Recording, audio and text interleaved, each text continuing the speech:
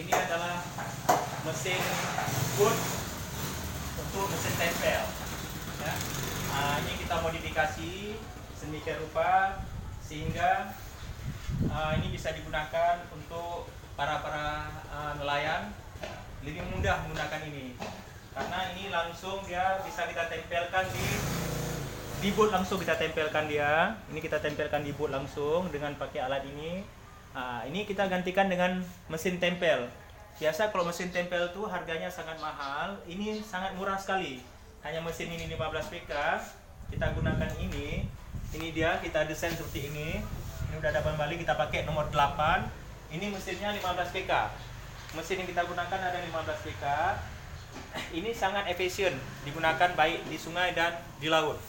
Ya, ini kepada para pecinta mancing mania sangat mudah menggunakan ini karena perawatannya cukup gampang. Ini kita desain sedemikian rupa sehingga bisa kita gunakan sebagai pemancing di laut maupun di sungai. Terima kasih, Gan.